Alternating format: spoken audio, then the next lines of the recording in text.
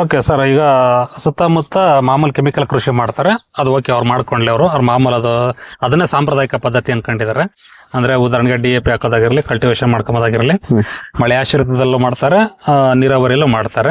ಅದನ್ನ ಬಿಟ್ಟರೆ ಸಾವಯವ ಕೃಷಿ ಅಂತ ಮಾಡ್ತಾರೆ. ಸಾವಯವ ಕೃಷಿ ಅಂತ ಏನ್ ಹೇಳ್ತಾರೆ ಅಂತಂದ್ರೆ, ನಾನ್ ನೋಡಿರೋ ಪ್ರಕಾರ ಅಥವಾ ಎಲ್ಲರ ಒಂದು ಜನರಲ್ ಆಗಿ ಭೂಮಿಗೆ ವಿಷ ಕಲ್ಲು ಅಂತಾರೆ, ಕೊಟ್ಟಿಗೆ ಗೊಬ್ಬರ ಹಾಕ್ತಾರೆ, ಜೀವಾಮೃತ ಕೊಡ್ತಾರೆ. ಅದ್ರ ಜೊತೆಗೆ ಗಿಡಗಳ ಆಯ್ಕೆನ ಸಾಂಪ್ರದಾಯಿಕ ಪದ್ಧತಿಯಲ್ಲಿ ಮಾಡ್ತಾರೆ. ಅವ್ರು ಅಡಿಕೆ ತೋಟ ಇದ್ರೆ ಅಡಿಕೆ ತೋಟಕ್ಕೆ ಆರ್ಗ್ಯಾನಿಕ್ ಫಾರ್ಮಿಂಗ್ ಮಾಡ್ತಾರೆ, ತೆಂಗಿನ ತೋಟ ಇದ್ರೆ ತೆಂಗಿನ ತೋಟಕ್ಕೆ ಆರ್ಗ್ಯಾನಿಕ್ ಫಾರ್ಮಿಂಗ್ ಮಾಡ್ತಾರೆ.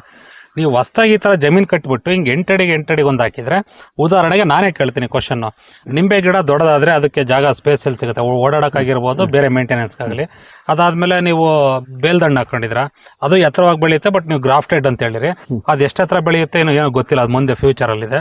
ಆಮೇಲೆ ಈಗ ಸದ್ಯಕ್ಕೆ ನಿಮಗೆ ಇಲ್ಲಿ ಆದಾಯ ಇಲ್ಲ, ಹೆವಿ ಆದಾಯ ಇಲ್ಲ ನೀವು ಇನ್ವೆಸ್ಟ್ ಮಾಡಿರೋದಕ್ಕೆ. ಇದನ್ನ ಮೇಂಟೆನೆನ್ಸ್ ಮಾಡೋದಾಗಿರ್ಬೋದು, ಅಥವಾ ಬೇರೆಯವರು ಅವ್ರಿಗೆ ಹೊರಗಡೆಯಿಂದ ದುಡ್ಡೇನೋ ಅವ್ರು ಡ್ಯೂಟಿ ಮಾಡ್ತಿರ್ತಾರೆ, ಬರುತ್ತೆ ಆಗ್ತಾರೆ, ನಾವು ನಾರ್ಮಲ್ ಆಗಿ ಎಲ್ಲಿ ಮಾಡೋಕ್ಕಾಗುತ್ತೆ ಅಂತ ಅನ್ಬೋದು. ಅದು ಸರಿನೇ, ನಿಮ್ ಪ್ರಕಾರ ನಿಮ್ ಕರೆಕ್ಟ್, ಇದು ಮುಂದೆ ಬರುತ್ತೆ ಅಂತ ನಿಮ್ ಫ್ಯೂಚರ್ ಯೋಚನೆ ಮಾಡ್ತಿದ್ರೆ. ಈ ತರ್ಕಗಳ ಬಗ್ಗೆ ಈ ಸೆಂಟ್ರಿನಲ್ಲಿ ಏನ್ ಹೇಳಕ್ ಇಷ್ಟಪಡ್ತೀರಾ? ಈ ಮಧ್ಯೆ ಒಂದು ಅಥವಾ ಅದ ಇದು ಅನ್ನೋದ್ರ ಸರ್, ಬಂಡವಾಳ ಇಲ್ದಂಗೆ ಮಾಡ್ತಿರ್ತಕ್ಕಂಥ ಬಿಸಿನೆಸ್ ನನ್ನ ಪ್ರಕಾರ ಯಾವ್ದು ಇಲ್ಲ. ಬಂಡವಾಳ ಎಷ್ಟು ಅನ್ನೋದ್ರ ಮೇಲೆ ಡಿಪೆಂಡ್ ಆಗುತ್ತೆ. ಸಾವಿರದಲ್ಲಿದೆಯಾ ಲಕ್ಷದಲ್ಲಿದೆಯಾ ಡಿಸೈಡ್ ಆಗುತ್ತೆ. ನಂತರ ಅವೈಜ್ಞಾನಿಕವಾಗಿ ಮೆಥಡಾಲಜಿ ಅಂದ್ರೆ ನನಗೆ ಯಾವ್ದು ಬರುತ್ತೆ. ಎಕ್ಸಾಂಪಲ್, ಈಗ start from where you are, start with what you have ಅಂತ ಇದೆ. ಏನನ್ ನಿಮ್ಮ ಹತ್ರ ಇದೆಯೋ ಅದರಿಂದ ಶುರು ಮಾಡಿ, ಎಲ್ಲಿದರಿಂದ ಶುರು ಮಾಡಿ ಅಂತಿದೆ ನೋಡಿ. ಮೊದ್ಲೇ ನಿಮ್ಗೆ ಸ್ಟಾರ್ಟಿಂಗ್ 3 ತಿಂಗಳಿಗೆ ಇನ್ಕಮ್ ಬೇಕು, 100% ತರಕಾರಿಗೆ ಹೋಗ್ಬೇಕು ನೀವು, ಬೇರೆ ಆಪ್ಷನ್ಸ್ ಇಲ್ಲ ನಿಮ್ಗೆ. ಫೀಲ್ಡ್ ಕ್ರಾಪ್ 6 ತಿಂಗಳು ಆಯ್ತು ಟೈಮು. ಸೊ ಫೀಲ್ಡ್ ಕ್ರಾಪ್ ಹಾಕಿ ನಿಮ್ಗೆ ನೀರಿನ ವ್ಯವಸ್ಥೆ ಇತ್ತು, ದಯವಿಟ್ಟು ಫೀಲ್ಡ್ ಕ್ರಾಪ್ ಹೋಗಿ ಅದರಲ್ಲಿ ಬಂದಿರೋ ಅರ್ನಿಂಗ್ ನ ಮತ್ತೆ ವಾಪಸ್ ಹಾಕಿ ತೋಟ ಮಾಡಿ. ನಾವು ಅದು ಮಾಡಿದ್ವಿ ಸ್ಟಾರ್ಟಿಂಗ್ ಅಲ್ಲಿ. ಈಗ ಏನ್ ನೀವು ನೋಡ್ತಿದಿರ್ತಕ್ಕ ಈ ತೋಟ, ಇದು 2 ವರ್ಷದ ತೋಟ. ಇದು ಇದಕ್ಕಿಂತ ಮುಂಚೆ ಫೀಲ್ಡ್ ಕ್ರಾಪ್ ಮಾಡಿದೀವಿ. ಆದ್ರೆ ಆರ್ಗ್ಯಾನಿಕಲಿ ಮಾಡಿದಾಗ ನಮ್ಗೆ 100% ಏನು ತೊಂದರೆ ಆಗ್ಲಿಲ್ಲ. ಆದ್ರೆ ಹಾಕಿರೋ ಬಂಡವಾಳಕ್ಕಿಂತ ಒಂದು 10 to 20% ಬಂತು. ಈಗ ಎಕ್ಸಾಂಪಲ್ ನಿಮ್ಗೆ ನಮ್ದು ಡಾಕ್ಯುಮೆಂಟ್ ಮಾಡೋಂಥದ್ದಿದೆಯಲ್ಲ, ಅದು ನನಗೆ ಬಹಳ ಬೆನಿಫಿಟ್ ಆಕಾಡ್ತು. 1 ಎಕರೆ ಮೆಕ್ಕೆಜೋಳಕ್ಕೆ ಎಲ್ಲ ನೀವು ಕಲ್ಟಿವೇಶನ್ ಚಾರ್ಜಸ್, ಎಕ್ಸಾಂಪಲ್ ಪ್ಲೋ ಹೊಡಿಸಿ, ಕುಂಟೆ ಹೊಡೆದು, 7 ಬಾಳ್ ಹೊಡೆದು, ಬಿತ್ತನೆ ಮಾಡಿ, ಹೈಬ್ರಿಡ್ ಬೀಜ ತಗೊಂಬಂದು, DAP ಯೂರಿಯಾ ತಳಗೊಬ್ಬರು ಹಾಕಿ, ಸ್ಪ್ರೇ ಮಾಡಿ, ಹಾರ್ವೆಸ್ಟ್ ಮಾಡಿ, ಮತ್ತೆ ಮಿಷಿನ್ಗೆ ಹಾಕಿ ಕಾಳನ್ನ ಮಾರ್ಕೆಟಿಗೆ ಕಳಿಸ್ಬೇಕಂದ್ರೆ 15,000 to 18,000 ರೂಪಾಯಿ ಇನ್ವೆಸ್ಟ್ಮೆಂಟ್ ಬೇಕು. ಒಳ್ಳೆ ಚೆನ್ನಾಗಿ ಮಳೆ ಆಯ್ತು, ಚೆನ್ನಾಗಿ ನೀರು ಕಟ್ಟಿದ್ರಿ, ಒಳ್ಳೆ ಇಳುವರಿ ಬಂತಂದ್ರೆ ನಿಮ್ಗೆ 50,000 60,000 ಇನ್ಕಮ್ ಬರುತ್ತೆ ಅನ್ಕೊಳ್ಳಿ. ಸೊ ನೀವು 50,000ದಲ್ಲಿ ಮೈನಸ್ 15,000 ಮಾಡಿದಾಗ 30,000 ಉಳಿತು. ನೀವು ಬಡ್ಡಿ ಗಿಡ್ಡಿ ತಂದಿದ್ದು ಹೊರಗಡೆಯಿಂದ ಜೀವನ ಮಾಡ್ಬೇಕಂದಾಗ ನಿಮ್ಗೆ ಅಂತ ದೊಡ್ಡ ಮಟ್ಟದ ಲಾಭ ಅಂತ ಏನೂ ಇಲ್ಲ. ಸೊ ನಾವೇನ್ ಡಿಸೈಡ್ ಮಾಡ್ಕೊಂಡ್ವಿ, 4 ದಿನ ಲೇಟ್ ಆಗ್ಲಿ, ಎಲ್ಲರೂ ತೋಟ ಮಾಡ್ಬೇಕಾ? 100% ಇಲ್ಲ. ಅನ್ನಕ್ಕಿರೋ ಬೆಲೆ ಅನ್ನಕ್ಕಿದೆ. ಇವಾಗ ಏನಾಗ್ಬಿಟ್ಟಿದೆ, ಯೂಟ್ಯೂಬ್, ಇನ್ಸ್ಟಾಗ್ರಾಮು, ಫೇಸ್ಬುಕ್ ಅಲ್ಲಿ ಲಕ್ಷ ಅನ್ನೋದು ತುಂಬಾ ಈಸಿ. ಡ್ರ್ಯಾಗನ್ ಫ್ರೂಟ್, ಮಕಾಡೆಮಿಯಾ ಸರ್ ಹಂಗಂತೇಳಿ ಮಕಾಡೆಮಿಯಾ ಅನ್ನ ಮಾಡಕ್ಕಾಗತ್ತಾ? ಡ್ರ್ಯಾಗನ್ ಫ್ರೂಟ್ ಅನ್ನ ಮಾಡಕ್ಕಾಗತ್ತಾ? ಎಲ್ಲಾ ಬೆಳೆಗಳು ಬೇಕು. ಆದ್ರೆ ದಯವಿಟ್ಟು ಆ ತರ ಲಕ್ಷ ಕನಸುಗಳಿಗೆ ಅಥವಾ ಮಾತುಗಳಿಗೆ ಮರಳಾಗೋದು ನನ್ನ ಪ್ರಕಾರ ಬಹಳ ದಡ್ಡತನ. ಫಸ್ಟ್ ಬೇಕು ನಿಮ್ಗೆ ಏನ್ ಸೆನ್ಸ್ ಬೇಕು ನಿಮ್ಗೆ. ಫಸ್ಟ್ ಕೃಷಿ ಬಗ್ಗೆ ಬೇಸಿಕ್ ಇನ್ಕಮ್ಗೆ ಹೋಗಿ. ಯಾಕೆ ಲಕ್ಷ ಅಂತ ಹೋಗ್ತೀರಾ? ಲಕ್ಷ ಇನ್ಕಮ್ ಹೋಗಿ ಲಕ್ಷ ಲಾಸ್ ಆಗಿರೋ ತುಂಬಾ ಜನ ಇದ್ದಾರೆ. ಈಗ ಡ್ರ್ಯಾಗನ್ ಫ್ರೂಟ್ ಎಷ್ಟು ದೊಡ್ಡ ಮಟ್ಟದಲ್ಲಿ ಹಾಳಾಗಿದೆ ಗೊತ್ತಿದೆ ನಿಮ್ಗೆ. 200-300 ರೂಪಾಯಿದಂತ ಹಣ್ಣು. ಹಂಗಂತೇಳಿ ನಾವು ಈ ಒಂದು ಕಂಟೆಂಟ್ ನ ನೀವು ಎಗೇನೆಸ್ಟ್ ತಗೊಳ್ಳೋಂತ ಅವಶ್ಯಕತೆ ಇಲ್ಲ. ದಯವಿಟ್ಟು ಎಲ್ಲಾ ಬೆಳೆಗಳಿಗೂ ಬೆಲೆ ಕೊಡಬೇಕು ಫಸ್ಟ್ ರೈತರಾದವರು. ನಂತರ ಸರ್ಕಾರಗಳು ಕೆಲವು ವಿಚಾರಗಳನ್ನ ಕನ್ಸಿಡರ್ ಮಾಡಬೇಕು. ಹೆಂಗೆ ನಿಮ್ಗೆ ಬೇರೆ ಎಕ್ಸಾಂಪಲ್ ನಿಮ್ಗೆ ನೋಡಿ, ಸಿವಿಲ್ ಕನ್ಸ್ಟ್ರಕ್ಷನ್ ಇದೆಯಲ್ಲ, ಕನ್ಸ್ಟ್ರಕ್ಷನ್ ಡಿಪಾರ್ಟ್ಮೆಂಟ್, ಒಂದು ಇಟಿಗೆ, ಒಂದು ಮರಳು, ಒಂದು ಸಿಮೆಂಟ್, ಎಲ್ಲರವರು ಒಂದು ಒಕ್ಕೂಟದಲ್ಲಿ ಇದ್ಕೊಂಡು ಒಂದು ರೇಟ್ ಫಿಕ್ಸ್ ಮಾಡ್ಕೊಂತಾರ. MRP ಅಲ್ಲಿ ಇದಿಷ್ಟು ಇರ್ಬೇಕು, ಅದಿಷ್ಟು ಇರ್ಬೇಕು, ಒಂದ್ ಚದರಾಗ ಎಷ್ಟು ಬರುತ್ತೆ, ಒಬ್ಬ ಕೂಲಿಗೆ ಎಷ್ಟೆಲ್ಲ ಫಿಕ್ಸ್ ಇದೆ. ರಾ ಮೆಟೀರಿಯಲ್ ತಂದು ಅದನ್ನ ಫ್ಯಾಕ್ಟರಿ ಏನೋ ರೆಡಿ ಮಾಡಿ ಹೊರಕ್ ಬಂದು ಒಂದು ಲಾಭ ಡಿಸೈಡ್ ಮಾಡಾದ್ಮೇಲೆ ಇದಕ್ಕೆ ಇಷ್ಟು ಬೆಲೆ ಅಂತ ನಿಗದಿ ಮಾಡ್ತಾರೆ. ಲಾಭ ಇಟ್ಟರೆ ಆದ್ಮೇಲೆ ಅದೇ ರೈತನ ಬೆಳೆಗೆ ಇಲ್ಲ. ಹೌದು. ಸೊ ಅದಕ್ಕೋಸ್ಕರ ನಾನೇನ್ ಹೇಳೋದು, ಕಾಳುಗಳನ್ನ ನೀವು ಟ್ರಯಲ್ ಮಾಡಿ. ಎಲ್ಲಾ ರೈತರು ಎಲ್ಲಾ ಬೆಳೆಗಳ ಅನುಭವ ಪಡಿಬೇಕು. ಈಗ ಒಬ್ಬ ರೈತ ಸುಮಾರು ಅವನ ಕೃಷಿ ಎಕ್ಸ್ಪೀರಿಯನ್ಸ್ ಅಲ್ಲಿ, ಈಗ ನಂದು 35 ವರ್ಷ ನಾನು ಬೇರೆ ಕಡೆ ಇದ್ಬಿಟ್ಟು ಇಲ್ಲಿ ಬಂದಿದ್ದೀನಿ ಅನ್ಕೊಳ್ಳಿ. ಸೊ ಇನ್ನ ಎಷ್ಟು ವರ್ಷ ಕೃಷಿಯಲ್ಲಿ ಪಳಗಬಲ್ಲೆ. ಸೊ ಎಷ್ಟು ಬೆಳೆಗಳ ಬಗ್ಗೆ ಅನುಭವ ಪಡಿತೀನಿ. ಸೊ ಎಲ್ಲಾ ಬೆಳೆಗಳ ಬಗ್ಗೆ ಅನುಭವ ಪಡ್ಕಂತ ನಿಮ್ಗೆ ಒಂದು ಎಕ್ಸ್ಪೀರಿಯನ್ಸ್ ಬಿಲ್ಡ್ ಆಗುತ್ತೆ. ಆ ಎಕ್ಸ್ಪೀರಿಯನ್ಸ್ ಅಲ್ಲಿ ನೀವು ನೆಗೆಟಿವ್ಗಳನ್ನೆಲ್ಲ ಕಡಿಮೆ ಮಾಡ್ಕೊಂತ ಪಾಸಿಟಿವ್ ಬೆಳೆಸ್ಕೊಂಡ್ರೆ ಲಾಭ ಒಂದೇ ಬರುತ್ತೆ. ಬೆಳೆದಿರ್ತೀರಾ, ಒಳ್ಳೆ ಚೆನ್ನಾಗಿ ಬೆಳೆದಿರ್ತೀರಾ, ಮಾರುಕಟ್ಟೆಯಲ್ಲಿ ಬೇಡಿಕೆ ಇರಲ್ಲ.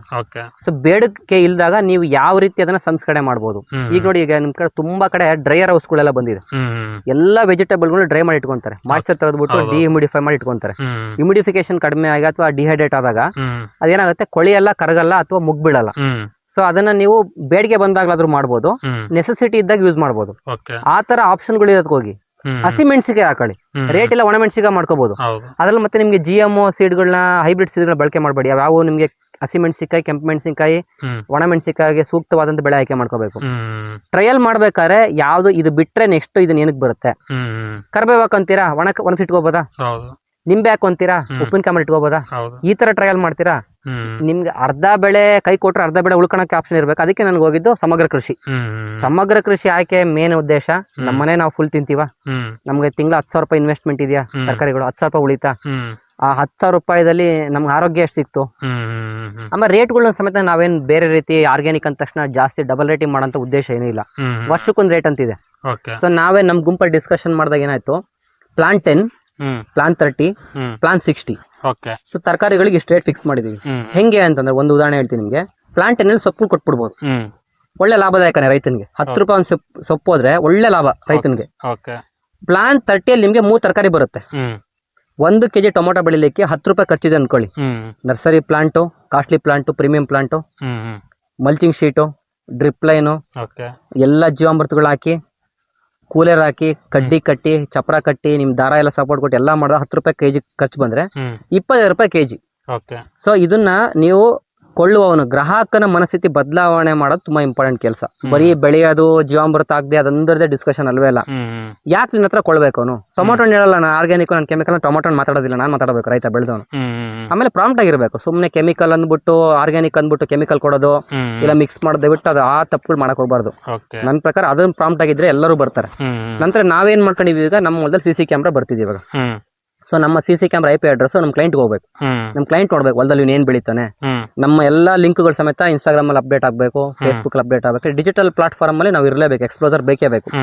ಸೊ ನಾವು ಬೆಳೆದಂತ ಪದಾರ್ಥಗಳನ್ನ ಆ ರೈತ ಕೊಳ್ಳುವವನು ತನ್ನ ರೈತ, ತನ್ನ ಗುಂಪು, ಹೆಂಗೆ ಫ್ಯಾಮಿಲಿ ಡಾಕ್ಟರ್ ಇದಾರ, ಫ್ಯಾಮಿಲಿ ಫಾರ್ಮರ್ ತರ ನಾವು ಬಿಲ್ಡ್ ಆದ್ರೆ ಬರೀ 5 ಫ್ಯಾಮಿಲಿ ಸಾಕು, ನಮ್ ಲೈಫ್ ನ ಆರಾಮಲ್ಲಿ ಲೀಡ್ ಮಾಡ್ಬೋದು. ಸೊ ಹಿಂಗೆ ನಮ್ಗೆ ಈಗ ಜಹೀರಾಬಾದ್ ಅರಣ್ಯ ಪರ್ಮಾಕಲ್ಚರ್ ಹೋದಾಗ permaculture, social permaculture, urban permaculture 3 concept ಹೇಳಿದ್ರು. ಸೋಷಿಯಲ್ ಪರ್ಮಾಕಲ್ಚರ್ ಅಂದ್ರೆ ಒಂದು ಜಿಲ್ಲೆಯ ಪರ್ಮಾಕಲ್ಚರ್ ಪ್ರಾಕ್ಟೀಷನರ್ಗಳೆಲ್ಲ ಸೇರ್ಕೊಂಡು ಒಂದು ಅಪಾರ್ಟ್ಮೆಂಟ್, ಒಂದು ಹಳ್ಳಿಯ ಒಂದು ಟೌನಿನ ಒಂದು ಪೋರ್ಷನ್ ನಲ್ಲಿ ಹೋಗಿ ಆ ಜನಗಳನ್ನ ಅಪ್ರೋಚ್ ಮಾಡಿ ಯಾವ ರೀತಿ ಪ್ರಮೋಷನ್ ಮಾಡ್ಬೇಕಂತ ಮಾಡಿ, ಸೊ ಅವ್ರಿಗೆ ಅವೈಲೇಬಲ್ ಇರೋದು ನಾವು. ಸೊ ಪ್ರತಿ ವಾರ ಸಂತೆ ಮಾಡೋದಾಗ್ಲಿ, ಪ್ರತಿ ತಿಂಗಳು ಸಂತೆ ಮಾಡೋದಾಗ್ಲಿ, ಕೃಷಿ ಮೇಳಗಳ ಆಯೋಜನೆ ಮಾಡೋದಾಗ್ಲಿ, ಇವನ್ನ ನಡೆಸ್ತಾ ಹೋದಾಗ ಜನಗಳಿಗೂ ಒಂದು ನಂಬಿಕೆ ಬರುತ್ತೆ. ನಾವೆಲ್ಲ ಅವೈಲೇಬಲ್ ಇಲ್ಲ, ಏನು ಮಾಡ್ತಾನೆ ಇಲ್ಲ, ಅವ್ನು ತಿನ್ನೋನ್ಗೆ ಬೆಳಗ್ಗೆ ತಿಂಡಿ ಆರ್ಗ್ಯಾನಿಕ್, ಮಧ್ಯಾಹ್ನ ತಿಂಡಿ ಕೆಮಿಕಲ್ ಅಂದಾಗ ಅವ್ನ ಜೀವನದಲ್ಲಿ ಹೆಂಗೆ ಅವನು ಆರ್ಗ್ಯಾನಿಕ್ ಬಗ್ಗೆ ನಂಬಿಕೆ ಇಡಕ್ಕಾಗುತ್ತೆ. ಸೊ ಪೂರ್ತಿಯಾಗಿ ಆರ್ಗ್ಯಾನಿಕ್ ಮಾಡ್ತೀರಾ, ಲೈಫ್ ಅಲ್ಲಿ ಪೂರ್ತಿಯಾಗಿ ಕಾಳುಗಳು ಆರ್ಗ್ಯಾನಿಕ್ ಇರಬೇಕು, ಸೊಪ್ಪು ತರಕಾರಿ ಆರ್ಗ್ಯಾನಿಕ್ ಇರಬೇಕು, ಹಾಲು ಒಳ್ಳೆ ದೇಸಿ ಹಾಕಳದಿರ್ಬೇಕು. ಸೊ ಇವೆಲ್ಲವನ್ನು ಪೂರ್ತಿಯಾಗಿ ಆದಾಗ ನಿಮ್ಗೆ ಆರೋಗ್ಯದಲ್ಲಿ ಬದಲಾವಣೆ ಕಾಣುತ್ತೆ. ಮತ್ತೆ ಹೊರಗಡೆ ಆಹಾರ ಎಷ್ಟು ಕಲುಷಿತ ಆಗಿದೆ ಅಂದ್ರೆ, ಹೊರಗಡೆ ಹೋಟೆಲ್ ಊಟ ಆಗ್ಲಿಲ್ಲ ಆಗ್ಲಿ, ಅದೊಂದು ನೋಡಿ ಸರ್, 5 ಕ್ಷೇತ್ರಗಳನ್ನ ತಿನ್ನಿದ್ಯೋ, ಕೃಷಿ, ಆಧ್ಯಾತ್ಮ, ಶಿಕ್ಷಣ, ರಾಜಕೀಯ, ನಂತರ ವಿದ್ಯಾಕ್ಷೇತ್ರ. ಇವು 5 ಕ್ಷೇತ್ರಗಳೇನಿದೆಯೋ 5 ಕ್ಷೇತ್ರಗಳಲ್ಲಿ ವ್ಯವಹಾರಿಕತೆ ಜಾಸ್ತಿ ಮಾಡೋದ್ರಲ್ಲಿ ಬರಬಾರ್ದಾಗಿತ್ತು, ಬಂದ್ಬಿಟ್ಟಿದೆ. ಹಂಗಂದ್ರೆ ಶಾಲೆ ಓಪನ್ ಮಾಡಿ ದುಡ್ಡು ಮಾಡಬಾರ್ದ, ಮಾಡಿ ಯಾರು ಬೇಡ ಅಂತ ಹೇಳಲ್ಲ, ಬಟ್ ಸೇವಾ ಮನೋಭಾವ ಅಂತಂದಿರುತ್ತಾ.